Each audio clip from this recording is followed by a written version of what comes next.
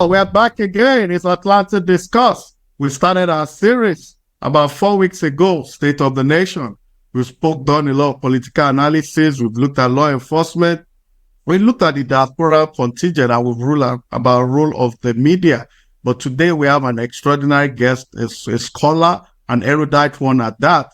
Someone who has a fantastic understanding of what the political structure, the political architecture of Nigeria, party political structure, the strategy, the best you can get anywhere. As far as I'm sure Nigeria is concerned, and possibly even Africa, he has slayed a lot of stereotype, his special type. He has proven himself beyond reasonable doubt. And today our guest is Aki Oshutoko. Welcome, sir, to Atlanta Discourse. Thank you very much. Thank you for having me. You are most welcome. Professor Oshutoko, I didn't have professor, but he's a prof. He's a political strategy, like I said. I was former political advisor to President Obasanjo, and was managing director to the NANDA's News Agency of Nigeria. And recently, he was the council director general of the Bidati Campaign Organization. So today, our topic for episode 5 of State of the Nation, we're looking at the role of opposition politics in nation building.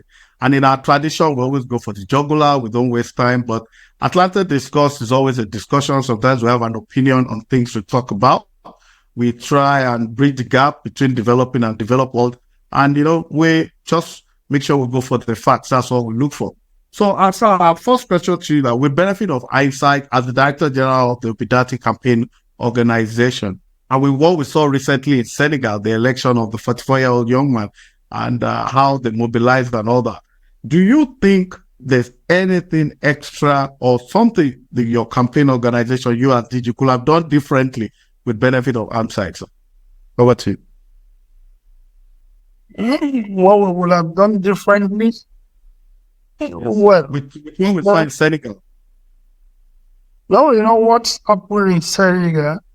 I'm pretty certain that we just saw the outcome of a lot of activities that will have taken place behind the scenes. There's no way to explain what has happened other than the fact that President Maxal must have been pressured, advised or counseled to go the way things have emanated. Because, of course, it's not a matter, he was almost took a contrary radical position only months ago.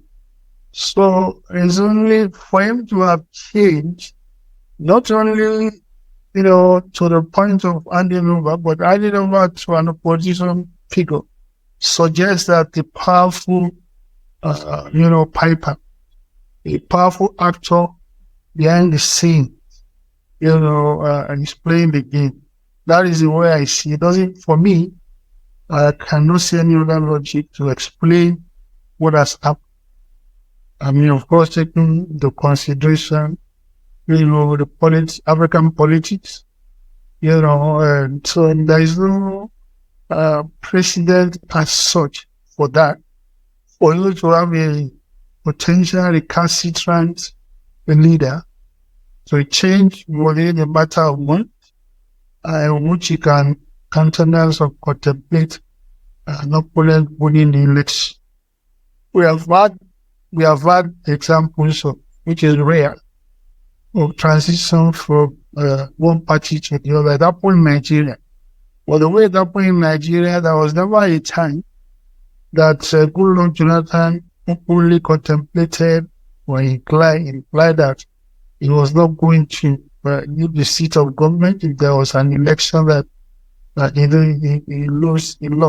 So he did it willingly. I mean, there was nobody ever. Well, he didn't give anybody the impression that he was going to sit tight. You see, like the one he's saying that who actually advertised, that scenario. So we're left to find out what happened. Well, of course, there was the demonstration inside Senegal itself. That of course must be a source of as a significant pressure for him to do do what he did. But I think there was more than that, in coming for him coming around, to do what has happened. I suspect that France, must have had something to do with it. Razor. Interesting. So, I mean, clearly the voice vote, like they say, vote populi votes day. The people voted, the result counted within 24 hours. We already know the trajectory of the result and all that. In our own climate, in Nigeria, in the past, our elections were free but never fair. Now it looks like they're not even free and fair. Do you think we can still have free and fair election in future in Nigeria? So the way things are going. Well, I don't know. I mean, the factors that determine whether an election is going to be free or fair, I still cannot really fathom. Look, what happened this year was that the international community, which really more or less these days, because I think we're in a new colonial situation, these days determine what will happen, more than the people in the country itself. Now, a lot of people, I interacted with the international community, and their position was they just wanted anti-transition, regardless of the quality, of the transition. What was on ground? What was that I was, the result we were getting real time, the presidential election, which was countrywide, of course, did not coincide with what was later announced by image. And what I tell people is that the results that are being sent to us real time, right? People sending results from Maiduguri, Kano, Ikiti, and all over the place. All of them couldn't have been deceiving us. I don't see, it's not logical to me that people will be sending results that are wrong or fake results. To what effect, I wouldn't know. And so the logic for me was logical to me. I know the logic was that to believe what was happening. Now, of course, Nigerians are not, they're not crazy people. I mean, there was no way, it was a hard sell, for the APC to get returned, into office. And particularly the candidate that he had. And of course, on top of that also was the religious hegemony they were introducing with the Muslim ticket. But that what happened was that first, and I'm surprised, because there were a lot of public opinion polls, before the election. Majority of them, nearly 90%, projecting the result that Obi was going to win. And so when people talk as if they are surprised of why would CNN, for instance, give the election to Obi, with the margin of, gave him 40% with a margin of 20% to the nearest contestant. What does CNN stand to gain? By giving you a wrong. We know that public opinion polls thrive on credibility, right? That it is credible. So nobody doing a public opinion poll will go and skew or tell you the results that is not correct. No matter how you imagine that, it's a surprise. No matter how surprising it looks to you. Now, precisely that to establish it factually, scientifically, that regardless of what you think or what you do, this is what is happening on the ground. So when it will now come, when the election came, and then most of them says, no, we couldn't have done this and that. But this was precisely what was predicted. And this was what happened. There are no two ways about that. Look at Lagos State, for instance. Obi Tinubu, I'm sorry to say, didn't have scored 25% in Lagos. That's the truth. Not anybody, and of course, it was PDP, the PDP who got all the results, as who kept on saying this. It wasn't even Labour. That, the margin, the real score of being Lagos was in the neighborhood of 1 million, rather than the slight figures that eventually maneuver to give to him, to give it semblance of credibility. So it's not, but if there is any lesson for us to learn, I'm not sure whether it is a lesson or incapacity, right? Right? We didn't have the Labour Party, we didn't have party agents in many parts of the country. Actually, I don't think we have party agents in almost 70% of the country. The results that I was just being told by somebody yesterday that, somewhere in Borno, right, they calculated the results. Nobody was, so even when they got the numbers, in one polling unit, and then they discovered that only PDP and maybe APC or something that had polling agents there, and they saw a result, that gave almost over 70% or so to the Labour Party. So, so what do you do with that situation? Not what, but there was I'm speaking from, authoritative, but is that a lesson for, it's not that we didn't want to have agents, it's because we did not have enough resources, to prosecute, to ensure the security and safety of our votes.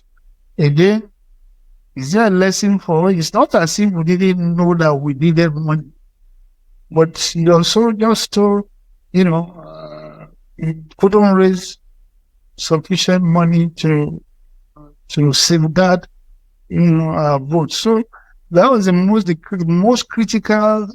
What we saw, well, people maybe in the churches or the Christian people in the Middle West, they did on their own, maybe appointed party agents and so on and so forth. But as a party or presidential candidate, we really have, so this is where, well, the other angle to it is that while complaining, about lack of resources, not to bribe people, to ensure your presence all over the country at the level of party agents, and it was a lot of money. We didn't have it. Secondly, but on the other hand, to the contrary, there was also a demystification of the role of money, in the election, in the respect that people voted against, many people voted for Labour Party, of course, without being induced to do so. The thing is rejecting the other parties who are, giving out money. So, so these are two, so to say, contrary, contrary conclusions we can reach. One is that we did not have enough money to ensure the safety, to safeguard, if you want to have agents all over the country, but at all the polling units, it will cost you at that time nothing less than in the neighborhood of 10 billion naira. Now, of course, the devaluation of currency is much less than that. So where were we going to get 10 billion? Not to bribe anybody, to pay the agents who are going to go there. So, but on the contrary, a lot of people on their own, when people went out in their millions to go and vote, especially the younger generation, shunning, monetary inducement, and voting according to their conscience. At the end of it, the votes that are accredited to us, at least, without inducing anybody, we still manage. I mean, if they think they could not read us out beyond that, what we were given, it was still an achievement. The work was done with no money risk, no financial inducement. So we also have that, quality of, profile of the election that to some extent, it also demystified, the role of money in election. Well, so you think if INEC, for example, with what you talked about demystification, you think, for example, if the technology was allowed to work and the results were they didn't stop the beavers and co from working, our results were given our real time, you think Peter Gregory would have been the president of the last election? It's not that I think, I know. I mean, it was my duty to know. I'm beyond, I'm not speculating. I cannot fool myself. I know what happened. What I'm not so certain about is whether they will have been able to make 25% in 2/3 of the states. That I cannot say categorically. What I can say categorically without equivocation was that he clearly won the majority of votes. Really, I have absolutely no doubt about that. So it's not a matter of thinking or not thinking. But I like it. And, you see, one of the novelties in the court, when the case now went to court, was the spectacle of INEC arguing against their own, the reliability of their own equipment, arguing giving reasons, arguing for the fact that the beavers, the things didn't work. I mean, it was such an absurd scenario. They were the one in the court. These people were supposed to, this was what they told us publicly, this was supposed to be their thing. I mean, it was supposed to be their, major contribution to the election.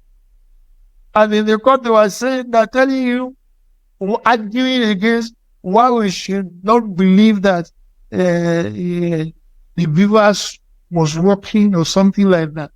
That is the kind of absurdity that we had in the, in the court that was brought out, in the court. But of course, the roles that they played. I mean, look at the situation in which you said that you had a glitch. Right? The 3 elections were conducted together on the day of the election. The presidential election and the National Assembly election. Only the presidential election, according to INEC, was affected by the glitch. Now, how that is logical, I'm here to, started saying that manipulation of results, the law allows for it. And so at the end of the day, what are we doing spending billions on the improvement of technology for? If you are now saying that manipulation of results, and that the IRF, the results that are pushed on the IRF, is only meant to say, to show the result or whatever they want to say, that it had nothing to do with the collation of the results. Only INEC will explain the kind of contradictory logic they are posting. I mean, if you say that IRF, well, because they didn't put it up on the IRF, so they needed to argue, that even if it was on IRF, it didn't make a difference. But it was not.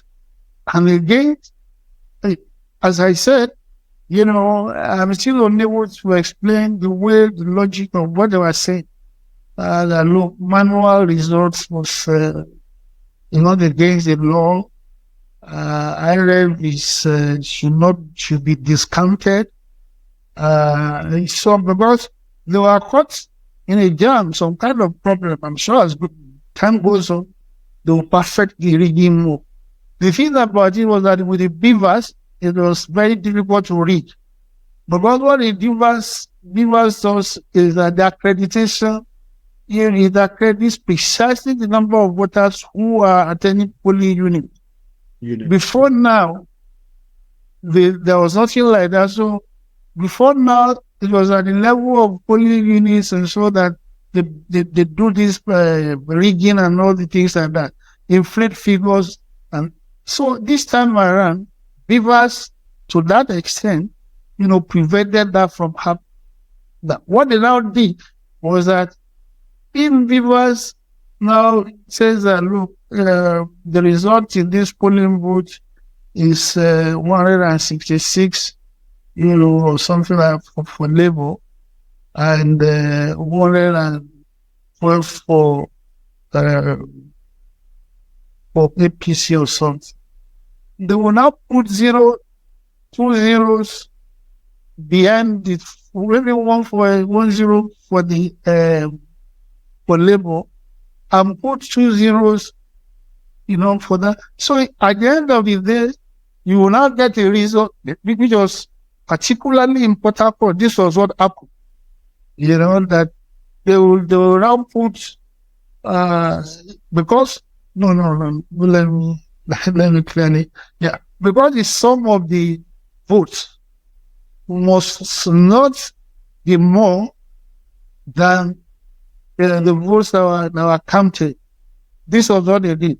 Now they will put, if the total number of people who voted, like there are 230 or so, they will put give to Labour, maybe 36 or something, then give the other party 90, because they are under duress. It must be ensured that the total number of votes, right, must not exceed the accreditation. So the way they went about it was that in order to preclude that, they will now change figures, but the figures will still amount to the number of the votes that were accredited. And this, of course, they did manually, saw the result sheets being mutilated, and so this was by and large what happened. Well, the greatest problem we had was with the party agent. But again, you still have to, understand and maybe give us credit that without what we did, for the election, within a matter of 6 months, to put all that together. The other competitors, APC and PDP, they have been there in one form or the other. They have been on the field of the society for 20, 30 years, so, and of course, all the looters, all the rich people are with them. So, they were able to, so if you put it in context, it is not surprising that within a few months, we were not able to raise sufficient, money, for the elections. And other areas where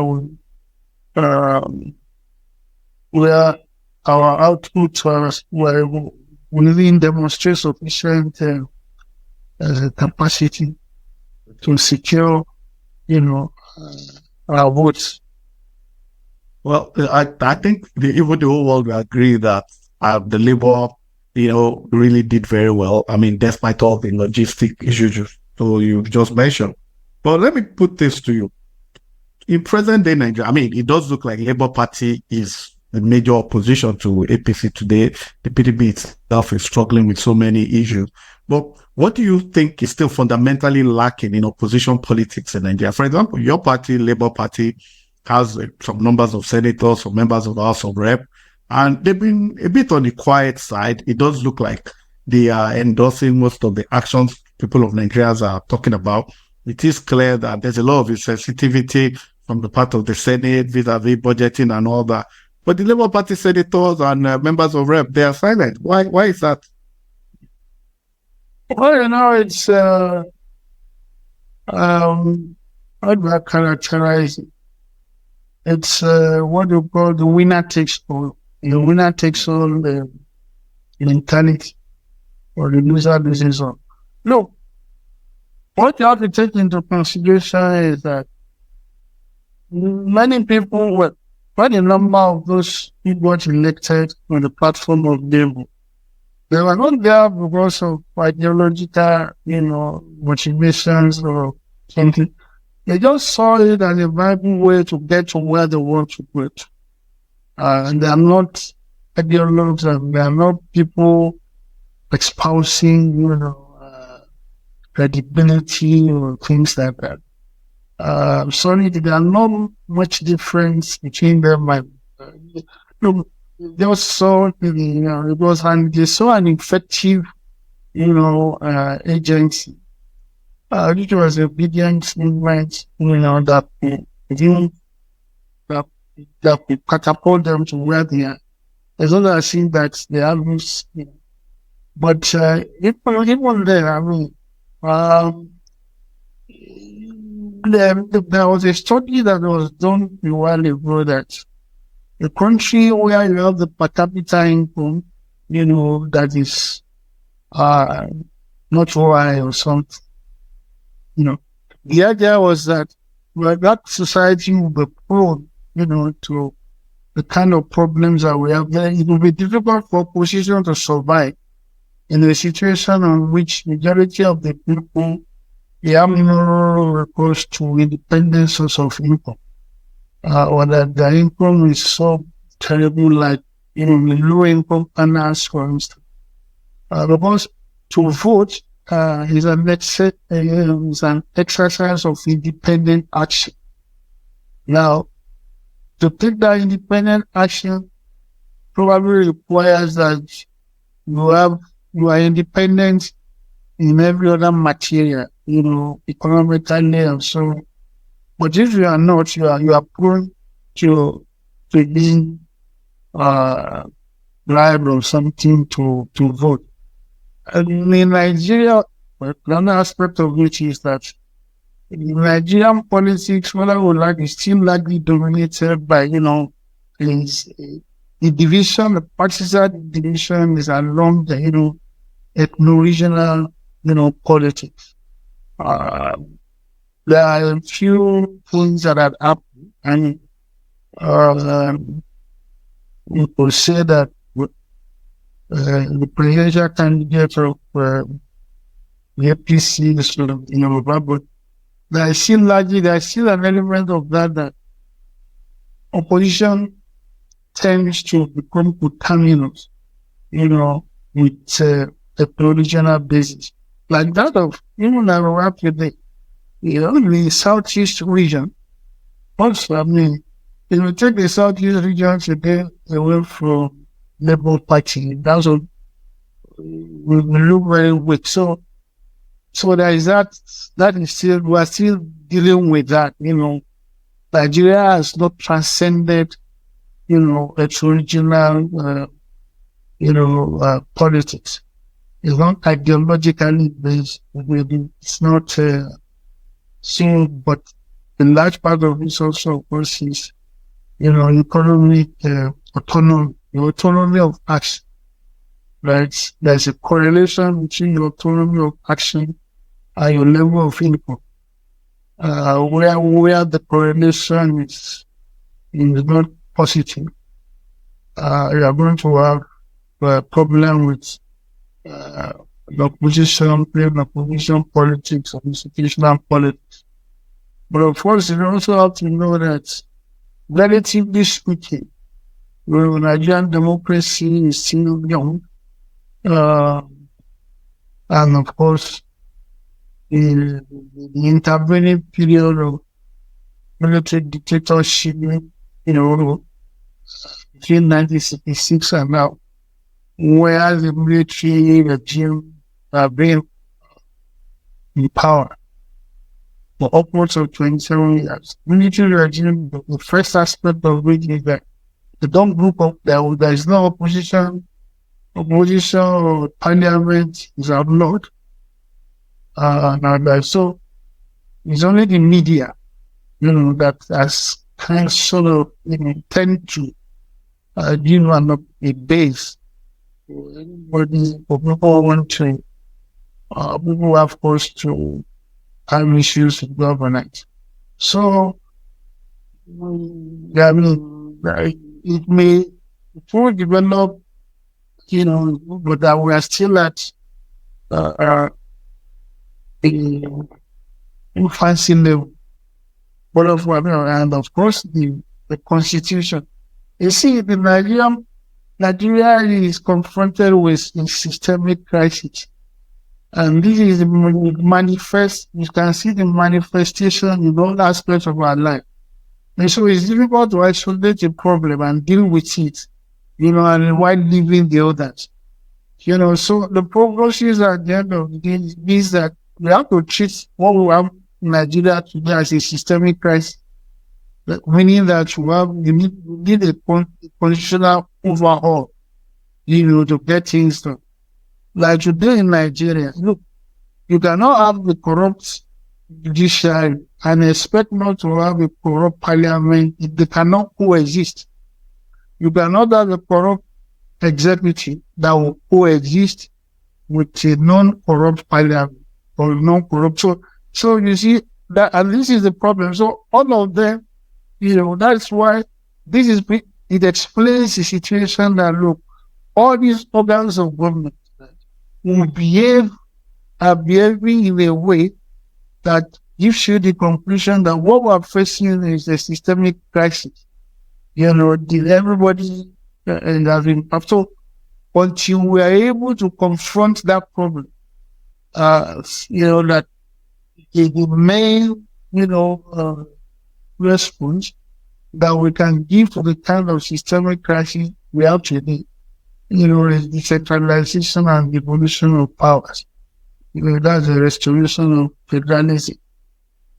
So until you get that, when we are going to be having this kind of problems, that we have to, the power is centralized and the center. So nobody, again, because of lack of economic autonomy of economic autonomy, is very joining the government at the center is always very attractive. Centering the mainstream, and the power is centralized there, and so this is why it's a matter of fact the central government of the presidents is the greatest source of political stability we have in Nigeria today. It has so much race to get there. It's always desperate, and destabilized. So again, even what we have to do, the powers that the president exercises is open, to the interpretation of, let's say, Father Christmas doling out, patronage according to the winds at cap prices. So probably in this specific instance, going from where Buhari stopped, seems as if the present president is also playing the original card, in which the Yoruba are over-patronized, to the detriment, to the disadvantage of, other technological groups. Now, this is what I said, that we are going to keep on having this kind of, say, disequilibrium everywhere, chaos, perverted corruption, until, we do something, constitutional, to England, the period, those who gave Nigeria the independence constitution and the Republican constitution, right? In terms of, of legitimacy, right? Those people, they were the most legitimate, or they represented the most legitimate, groups that can give Nigeria a constitution. And therefore, namely the British colonialists, namely Azikwe, Amadu Bello, and Awolowo. Now, these people discussed, spoke to discussed over years, not even months, to arrive at the constitution or the mode of governance that best serves Nigeria. Nigeria, at first, glance, if you look at Nigeria, it really shouldn't have been one country.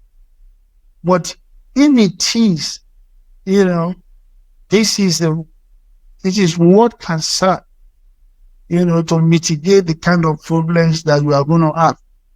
And that was what led to the federalism, the prescription of federalism with strong regions, regional autonomy, and a relatively weak center. This was what we all agreed on. This was what was spoken. This was what, people who had the legitimacy, until a group of young officers threw it overboard in 1966. And then, illogically, something that came by accident, we started, reinforcing it as if that is the norm. Since 1966, power in Nigeria, powers have been increasingly centralized. People lost their lives. It was responsible for the two coups of 1966, January, and the Penta Coup of 1966. This idea of, centralizing powers, at the center, started, and of course, it became an end in itself. After the Civil War, Nigeria became an end in itself, not a means to the end of good governance, uplifting, generating happiness for the people, the greatest happiness of the greatest numbers of people. No, it's Nigeria first. Every other thing can go to so long as Nigeria first, even if it is not serving the purpose of which a country, a functional country, should serve. So this was one of the ideology that crystallized from the end of the Civil War. And at the end of the so powers kept on being reinforced, over at the center, and of course, the gimmickry of the third tier of government, local government, which has nothing to antithetical to the principle of federalism. But the purpose itself should be is that it has centralized, has, empowered the center more for the detriment of the second tier of government. So because under federalism, as I said, and the one we had before, local governments are the province and the province of the state or regional government. It shouldn't be, we should not be, it shouldn't stand alone. Let me quickly interject, and because of what you just said. When I spoke to Professor Dinkalu, he mentioned something. I asked him, do we need a constitutional conference and all that? He said, I said, my question was about constitution, that do we need a new constitution? His answer was that we don't really need a new constitution.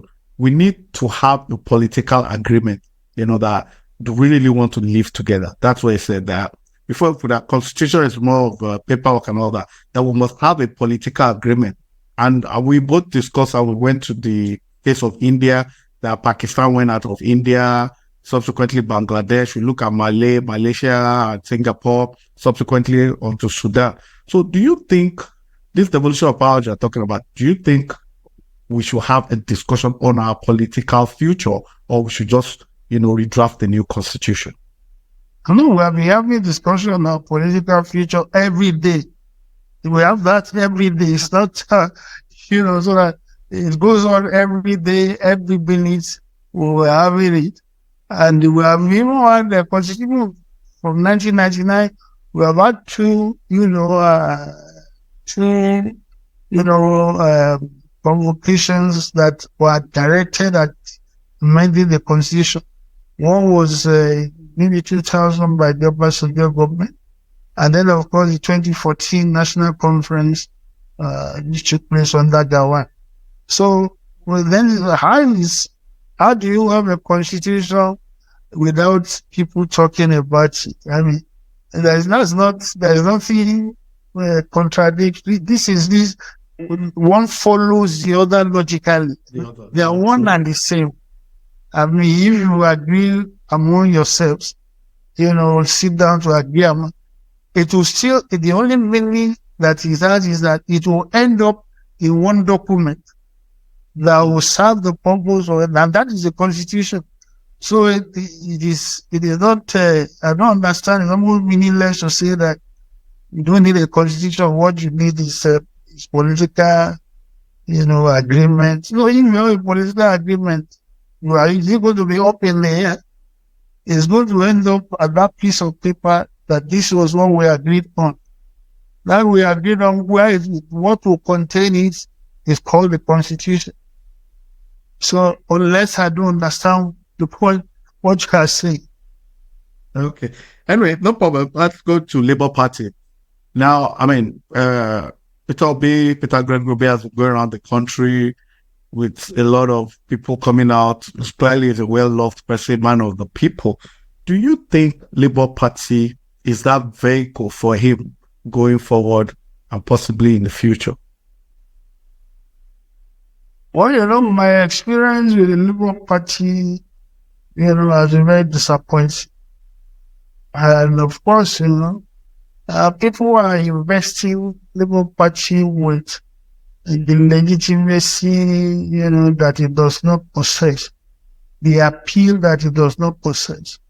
The people responsible for the votes that we got in the last election, put an unquote, the obedience. The Labour Party that I saw was no different from the other parties. As a matter of fact, in some respects, it is worse. And it's just they are waiting, they use it for politicians who get stranded. So they come and use the party as a special purpose vehicle, to get what they want. So I always make the distinction between Labour Party and Peter.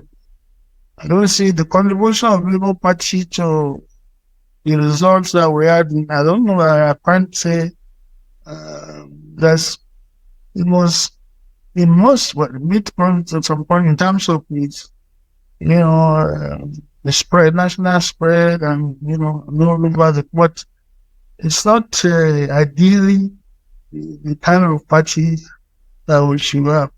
But position which have canvassed the laws is that we should have independent constitution. In the we should have independent candidacy. Should be the constitution, so that we are not compelled to go and join up with seek the platform of the political party, that you don't necessarily agree to what they do, and so nobody must be compelled. Anybody wishing to aspire to contest election must not be compelled to go and join a party. What if I don't like any of the parties that are on ground, which is possible? So, going forward, unless the Labour Party itself changes, there's a possibility of that. We're going to have a convention when there's crisis over that. Let us see what comes out of it. But the same, guys who are running the party before, are still on the seat. I'm pessimistic about, that Labour Party as an instrument for those of us, in the obedience, to realize the kind of vision that we have for Nigeria. So I don't. Well, we see. I mean. So do you fancy a merger, maybe with PDP or other parties, or you form your own party if Labour Party does not live up to the billion? Well, according to late Professor and Chief Obafemi Awolowo, the practical purpose of politics is the attainment of power. So, him joining with, definitely merging with PDP, NMP, DPP, whatever, of course, increases chances of producing the president of, having an effective party all over the country. So that is very attractive, rational option, and even if Peter Obi is not the candidate, it's not the presidential candidate of Bamaja, will that be okay? Well, that is where the problem, arise. Well, you can't argue, you can't, reduce, the significance of the purpose of a political party, reduce it to the ambition of one man. So to that extent, you cannot, something that you want to, the problem, the Peter Obi phenomenon, is explainable in certain terms, or really in one term. And that is, well, apart from his competence, I don't say brilliance and things like that. And that is predicated on the rotation of power, right? The rotation of power has served Nigeria well, since 1999. And on the basis of that rotation of power, the Southeast region so provided, the president of the country this time around, everybody arguing about national unity and integration, you cannot diverge that from recognizing that this is, that is an instrument with which you can attain that objective. So how you translate that into theory, and you translate the theory into practicality is where a bit comes in. For me, because I took that deliberate decision, and it's a position I've canvassed for a long time. But look, if our objective in Nigeria is for national integration and unity, then the next president should come from the Southeast. And of course, that is the principle behind the power rotation that has happened. So if the presidency is coming to the South this time around, no anybody from the Southwest shouldn't have been the president. It should be somebody from the North, Southeast. The bonus is that you now have a good candidate on top of that. So the argument, for the fact that somebody from the Southeast will be the president still holds. It still holds until that condition is fulfilled. So these are the things that will give the potential candidacy of Peter, will give it tailwind, as we go on. So it was very difficult to, plan another scenario first. If there has to be an alternative to him, that person should come from the Southeast, right? So I don't see. So he's way ahead of potential, rivals in that respect. He's way ahead of us. No, about the country. He has been trying to reach out all over the country. And, he did very well last election. And obviously, I mean, his people, but Minister, I don't want to use his people. He's the own from where it comes from. He's strongly rooted there. So let us see what counter arguments can throw somebody else, to be the presidential candidate in 2027. So that is the. You think, sorry, once again to judge, something just came up in my mind that this president, the Tinubu presidency that we have today, clearly they're making a lot of mistakes. They're not getting anything well. It doesn't look like they're very prepared and all that. Do you think they are suffering a moral burden on the way the election was won, or it's just clear-cut incompetence? No, why? Looks like it's rudderless somehow. I mean, I'm not saying that it's clear to everybody that Nigeria is not faring very well. No, you see, one of the unsolicited counsel that I gave to Tinubu was, look, if you are coming to office with a lot of baggage, with lack of legitimacy, what you should do is that when you are sworn in, you then hand down legitimacy in areas of what you want, retroactively, right? If you become the president and the popular president or lacking legitimacy, you can then, by what you do when you get to office, right, hand that legitimacy. The contrary has been the case. There is no way that I have ever said that he came in with a lot of outside baggage, moral baggage, right? But the law says find favor with him that is okay, all well and good.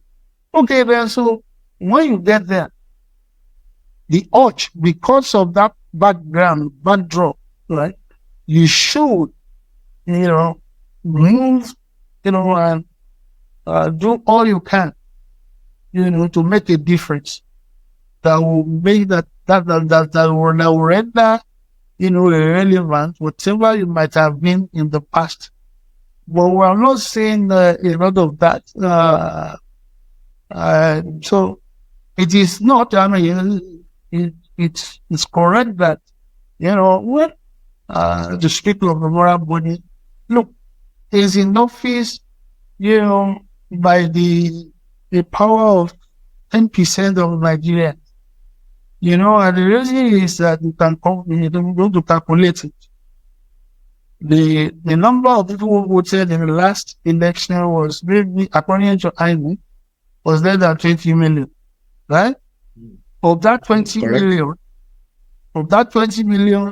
is called 8 million. So if you do your calculation well, right, if 20 million Nigerians are those who voted, that is about 20% of the voters we have in Nigeria, right?